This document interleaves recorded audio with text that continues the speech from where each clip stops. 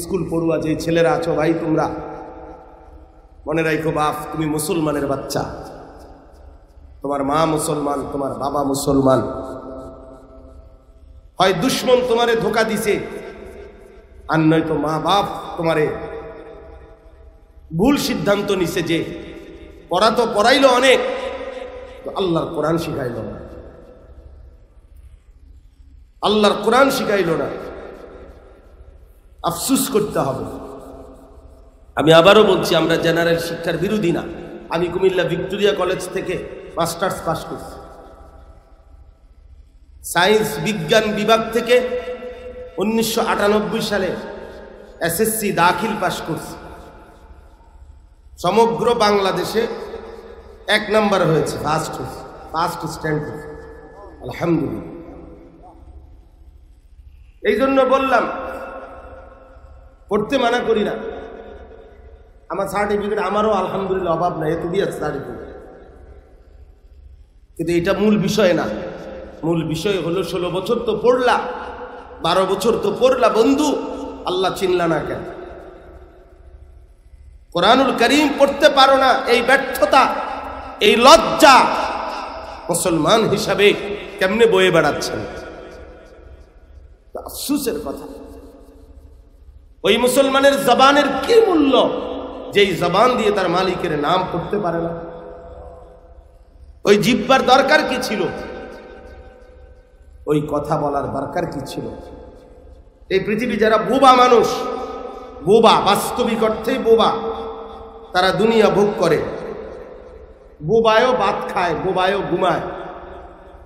বোবা মানুষ পেশাব পায়খানা করে, বোবা মানুষে বিয়ে শাদী করে, বোবা মানুষেরও বাচ্চা কাচ্চা হয়।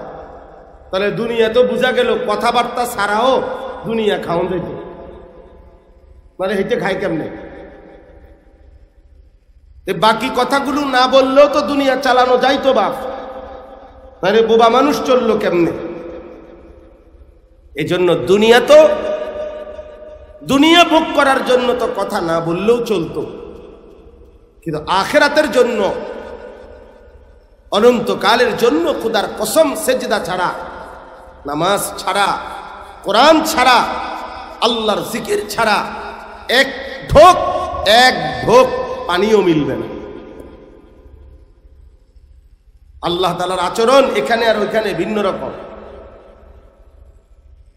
এখানে তিনি রহমান, ওইখানে তিনি কাহ্হার, তিনি নিজেই বলছেন।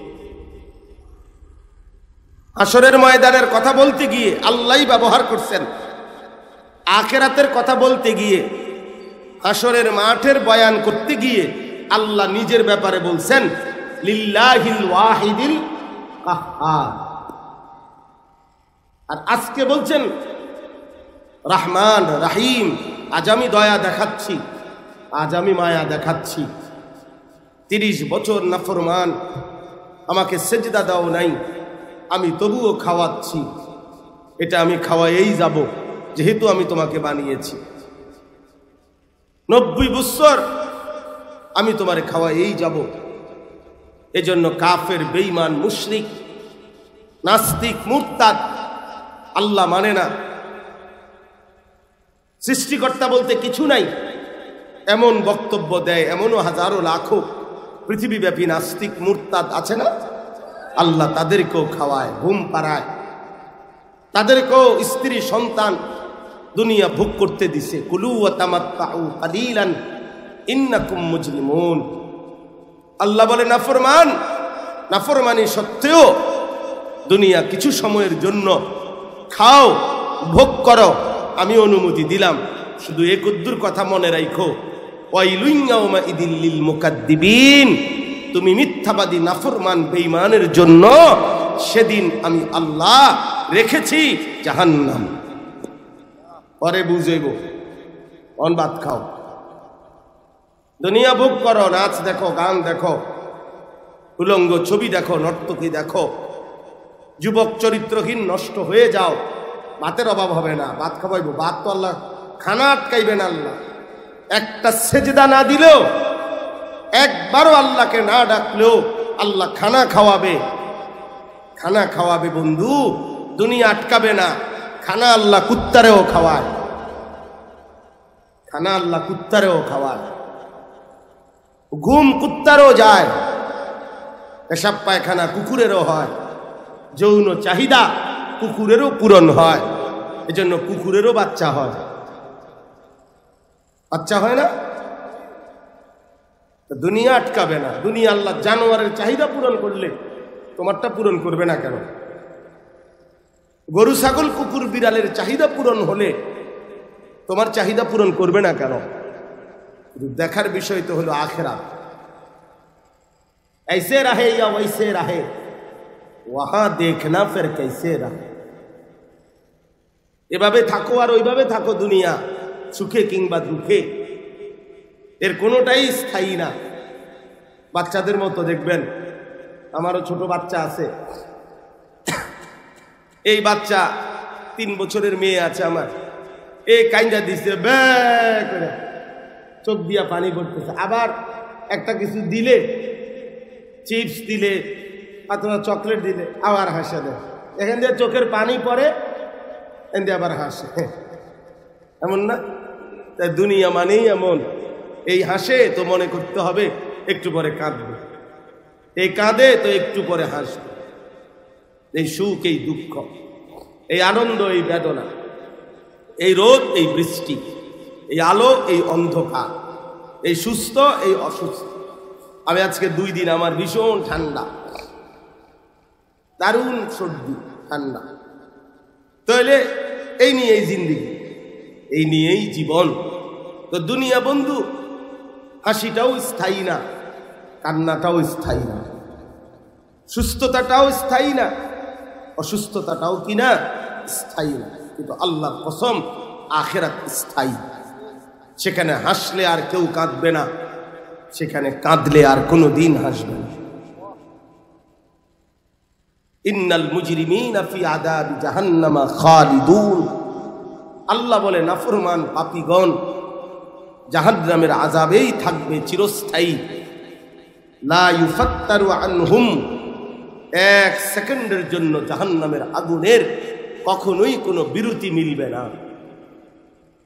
লা ইউফাত্তারু মানে ফাতরাত, ফাতরাত মানে বিরতি, বিরতি মিলবে না। অহুম ফীহি মুবলিসুন, জাহান্নামী জাহান্নামের আগুনেই বিমর্ষ মলিন চেহারা নিয়েই পড়ে থাকবে, কোনো দিন মুখে হাসি ফুটবে না। হসপিটালের ক্যান্সার রোগীও যে শুনছে আগামী 20 দিন 2 মাসের ভিতরে হয়তো সে মরেও যাবে, এরপরও তার মুখে মাঝে মাঝে হাসি ফোটে। কেউ হয়তো একটা কথা বলছে, কেউ হয়তো একটা হাসির কিছু বলছে, তো সে তারপরও হাসে, যদিও সে জানে তার মৃত্যু। তো দুনিয়াতে চির দুঃখীও কখনো কখনো কি হাসে, কিন্তু আল্লাহর কসম আখিরাতে যেই নাফরমান একবার কাঁদবে আর কোনো দিন হাসবে না, আর কোনো দিন হাসবে। ওমা যালামনাহুম ওয়ালাকিন কানু হুমুজ যালিমিন। আল্লাহ বলে বান্দা, জাহান্নামীকে বলবে বান্দা, আমি তোমার উপরে জুলুম করি নাই, তুমি নিজেই নিজের উপরে জুলুম করেছো। ভেবে দেখ, আমি সময় দিয়েছি। আওয়ালাম নুআম্মিরকুম, আমি তোমাকে হায়াত দিয়েছি। 1টা বাজে জোহরের আজান হয়েছে, 4:15 বাজে আসরের আজান হয়েছে, মাঝের 3 ঘন্টা সময় জোহরের নামাজের জন্য ছিল। তুমি ইচ্ছা করলেই 12 রাকাত 10 রাকাত নামাজ পড়তে পারতা, পাত্তা দিলা না। 3 ঘন্টা লাগে না বান্দা, কিন্তু আমি 3 ঘন্টা সময় দিছিলাম। 5:20 5:25 ফজরের আজান হয়েছে, 6:10 ফজরের জামাত হয়েছে, 6:40 দিকে সূর্য উঠছে, প্রায় 1 ঘন্টা 20 মিনিট পরে সূর্য উঠছে। আজানের ওপর ওয়াক্ত তো হচ্ছে আরো একটু আগে, ধরে নিলাম এই 1 ঘন্টা, সোয়া ঘন্টা।